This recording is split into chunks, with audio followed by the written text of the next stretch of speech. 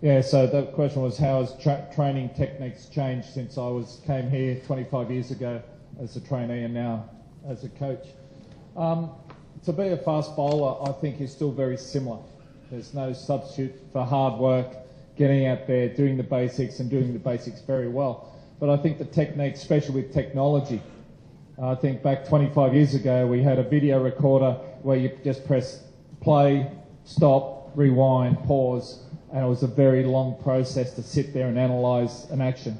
Now with technology, it's there at the fingertips. You can just slow an action down, stop it where you want, back and forth, and it takes a 100th of the time as what it used to, and you can really, the bowlers here can really see their technique, get to know it very well, and it's important that they get to know their own technique because they then can be their own coach and then moving forward. So technology has played a big part there. I guess few training methods, the way the gym is used, and a little bit more specific training to what a fast bowler needs. But ultimately, at the end of the day, you still have to get out there, put the hard work in, run in, bowl 20, 25 overs a day, and to do that here in India is as tough as it gets. And so they've got to be, skill-wise, they've got to have the skill, but it's attitude and that mental strength and that toughness that'll get them, the rest of the way. So that hasn't changed, just technology has changed a bit. Hi, Troy. You have seen a lot of Australian fast bowlers, coming down to India, train, and then come back to Australia. See, once they were in Australia, and then they come to India, and then once they are back, what are the changes that you see in them? Well, they come back tougher, that's for sure. But for me, they've picked up the skills. As a fast bowler, you need to, if you want to play at the top, you need to be able to adapt to different conditions everywhere around the world. And as Glenn said, India is one of the toughest conditions. Obviously, a huge spin culture here, not good for fast bowlers, but we learn how to bowl different lengths here. We learn the art of saving yourself a little bit to make sure that you can get through the day, but it toughens you up. You know which lengths to bowl here. And then when you go home, you have to revert back to your other lengths back home. But it just gives you that extra edge to be able to adapt and bowl the right line and the right lengths for longer. That's what you learn when you come here, in the heat and everything that goes with this lovely place of India. But I will say to Glenn, 20 overs. Who bowls 20 overs anymore? You only have to bowl 4 now. Hey, who's going to bowl 20 overs? It's got to bowl. Oh, Test cricket. Okay, I love Test cricket. Ryan here. Yeah. My job is to teach guys how to look after themselves. I didn't look after myself as a young bloke, so my job is to pass my wisdom, my experiences, good and bad, onto those guys now, and that's what I've been doing. How have I found the transition? It's been fantastic. A lot of people I've heard try and tell me that coaching with guys you play with can be tough. I've found it really enjoyable because I have a good relationship when I was playing with all my teammates, especially the bowling group. I'm comfortable. I've been able to coach, be in a team coaching Hazelwood and Stark.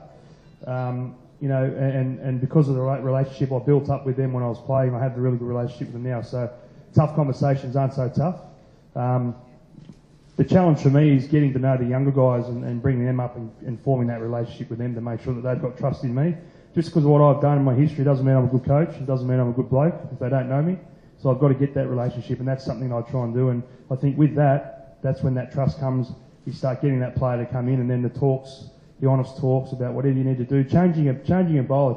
Cricketers don't like change. So you've got to have that trust to take on a big job like that, to try and change a bowler if you need to have that faith in, or they have that faith in you. So I've really enjoyed it. It's been great. It's been fascinating. It's been different. It's probably a little bit different than what I thought it was going to be, but I'm still learning. So it's something I'm really enjoying. Next question. The nature of the beast sometimes as well. To be a fast bowler is the toughest thing you can do in Test cricket. Every ball you run in, you bowl 7 times your body weight goes through that front foot. So it's not a natural thing to do to run in and bowl fast. You're putting a lot of stress on your body, and sometimes when you're playing so much cricket day after day, without a break to recharge and have an off season, sooner or later things can creep in. So, the one thing I've learned about the technical side of bowling, it was more the mental side and the preparation, the thought processes when I played, but the technique is important. But the reason we work on technique, two reasons. One is to get more out of your action, so you can bowl quicker for longer using less energy, and the other one is so you can have less injuries. So we work on bowlers' technique, so there's less chance of getting injured, but just the nature of the beast is that you will have injuries because how much stress we're putting on our bodies. When you get up around that 145, 150 plus, you're putting a lot of stress on your body. You mentioned technology before. My only issue with technology is the speed gun. I bowled a lot quicker than what the speed gun said. So that's just something out there. But yeah, when you're bowling quick, you put a lot of stress on your body and injuries do happen. Glenn? I think the different intensity of cricket, the difference between playing Test cricket day in, day out, playing one day and then playing T20, they're three very different types of the game. You need different plans for each game.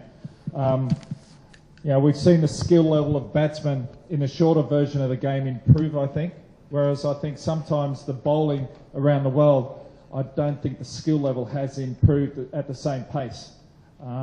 It all comes back to control. Whether you play Test, one days or T20, it's about control and being able to execute your bowling plans. Look around the world to see how many bowlers can bowl consistent Yorkers ball after ball. There's very few, and if you get it slightly wrong, then you go for runs. So I think I'd like to see the skill level of bowlers improve, but then when you're running in, bowling different delivery every ball, it's hard to get that consistency hitting good areas. So it's just the nature of the beast. The wickets that we're playing on seem to be better. When one day game, you score 350 and you're not guaranteed to win the game. When I first started playing, you score 200 and you could defend it. Now you get 350 and you're not sure if you're going to win the game or not. So I think with bowlers, they really need to improve the skill level at the same pace that batsmen are. You need different deliveries, but it all comes back down to execution. And if bowlers work hard, can hit their areas or bowl the ball and land it exactly where they want to land it, I think they'll still be very successful. But T20 cricket, one-day cricket, you've got batsmen looking to score runs quicker. So it's just changed. When I played one-day cricket, I set myself a goal of 4 runs or less and over. And if I did that off 10 overs, I was successful. Now I think if you go for 5.5, 6 runs or less off your 10 overs, then you've done well. So you've just got to adapt to where it is.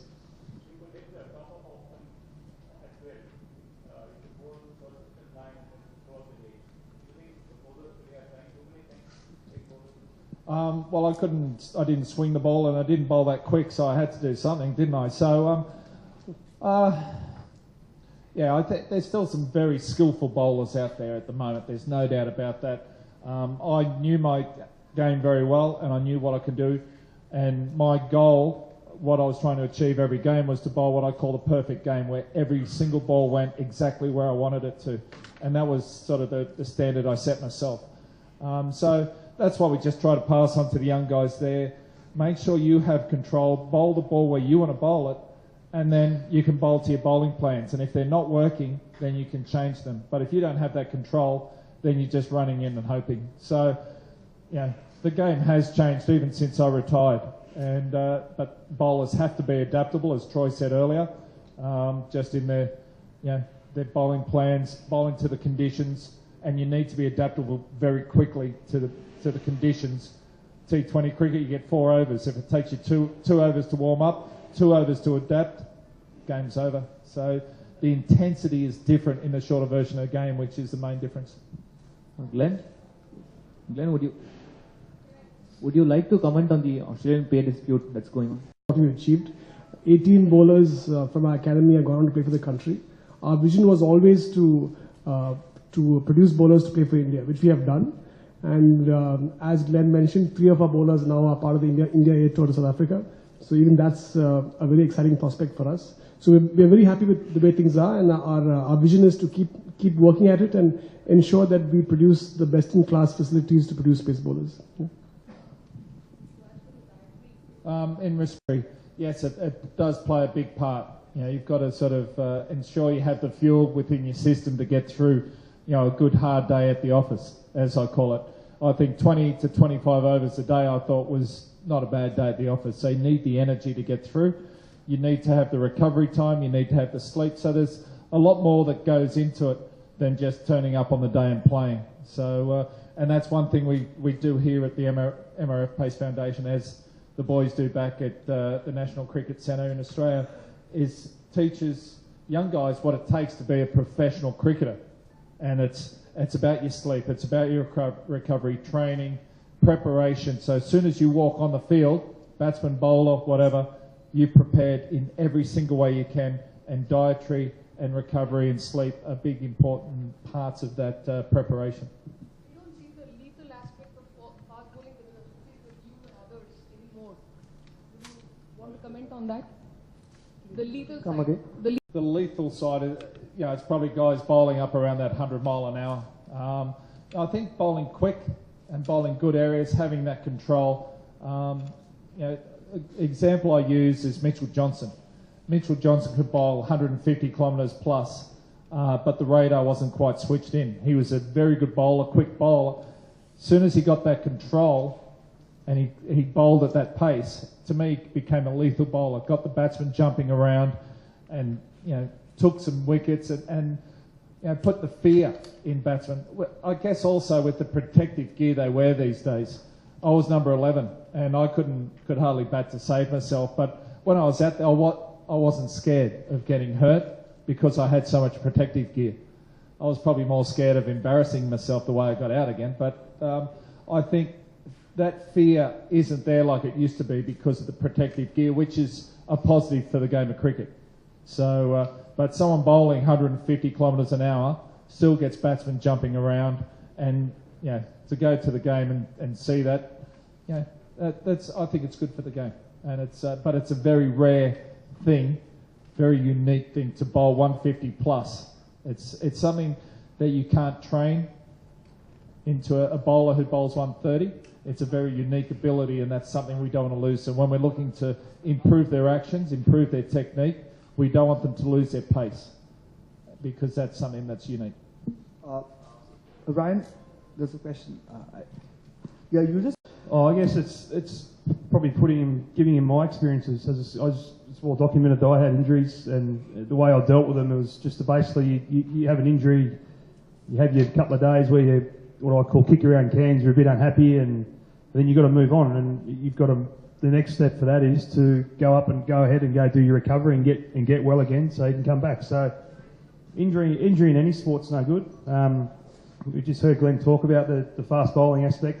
We get a lot of injuries, and again we teach those guys and explain to them that as fit as they can get and as strong as they can get, if they don't get rest, if they don't get enough time to recover and all that sort of stuff, they're going to get injuries. So we give them all that knowledge. We explain that to them.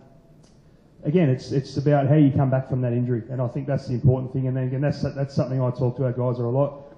Excuse me. We've got guys in this squad that we've got a couple left at home that have just coming back from injury and missed this tour by just that, and they wanted to be here so bad. But guys at that age, you've got to also pull them back a bit, because all they want to do is get back and bowl and bowl and bowl. It's not always a good thing to do, because it can also do more damage. So it's about pulling them back and just explaining to them that at their age they're at, they'll get the opportunities. If they keep working hard and doing the right things, they'll get those opportunities later on. But if you go too hard too early, we'll break them, and that's what we sort of tell our guys. As I said, we've got 2 or 3 at home that we left behind that were very keen to come here, but just couldn't quite get up. So young kids are enthusiastic, and they love seeing a tour, especially over here to India, to the MRF. They want to be here.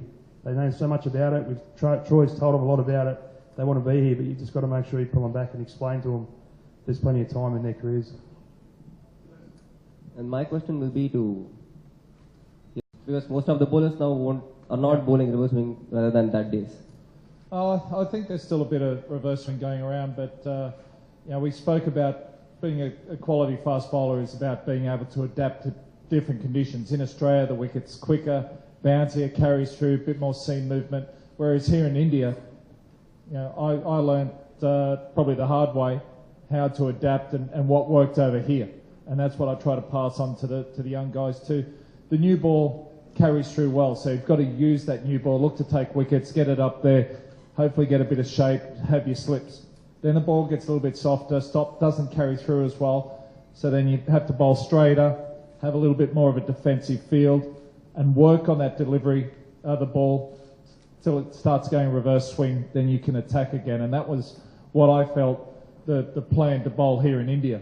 So talking to the young guys, that's what I let them know here.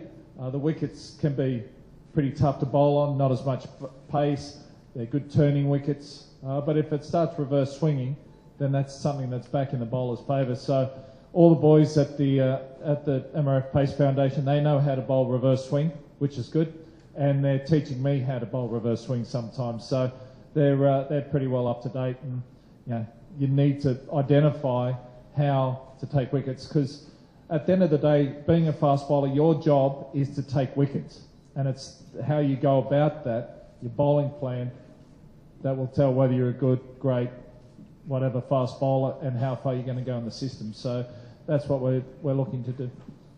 This question is to both Glenn and Ryan. Well, it's pretty exciting if all four of those guys are fit and bowling well. I think there'd be plenty of batting attacks around the world that really wouldn't want to face them.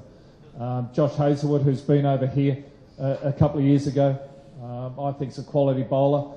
Bowls good areas, gets bounce, a little bit of movement. He's just going to bowl well day in, day out. James Pattinson has had success. Can bowl quick. He's got a great attitude. Pat Cummins, still only a young fella, good pace.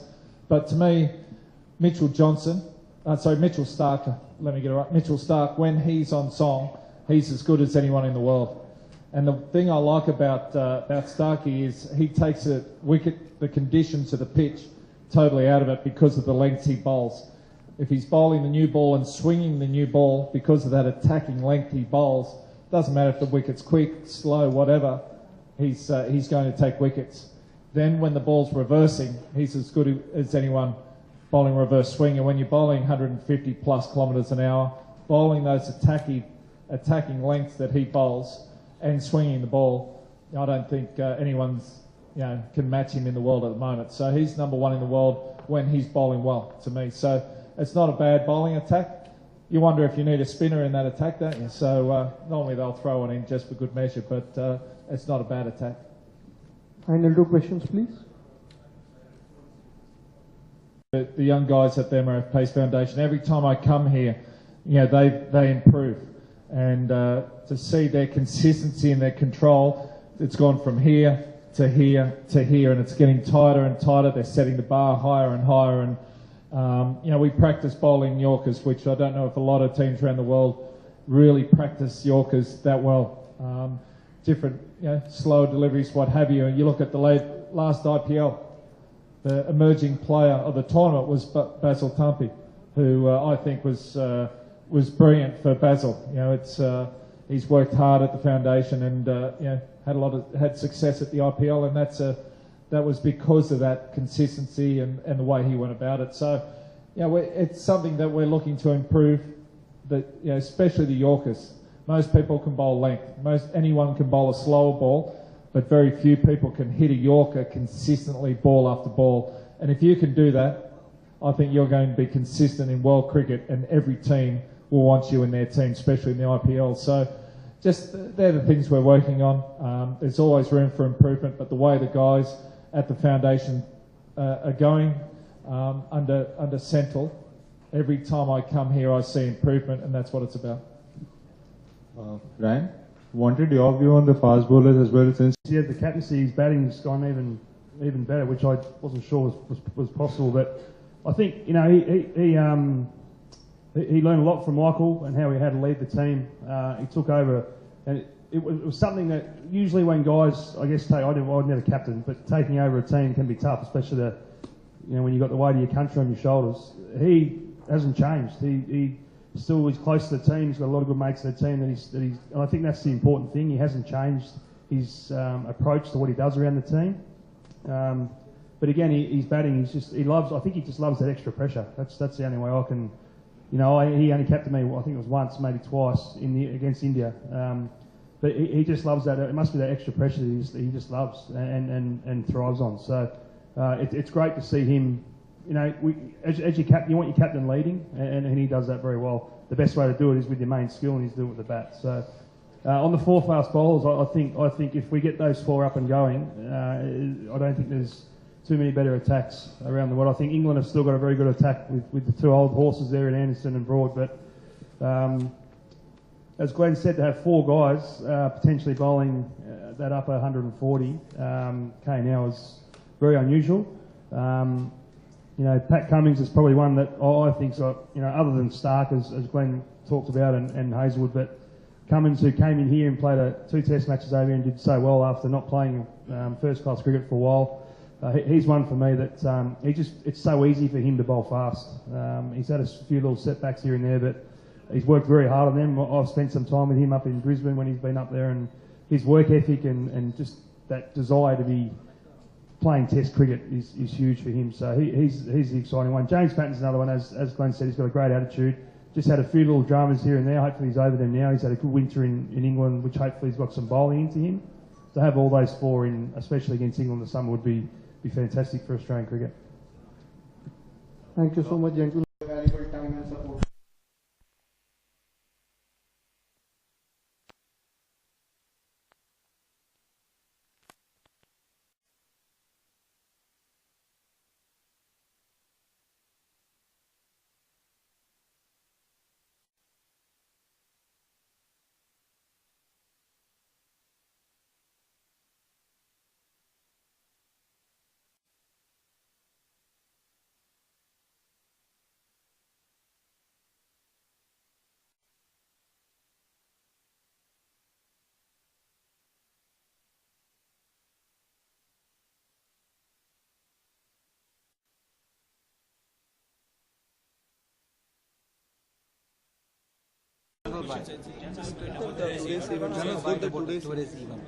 Okay.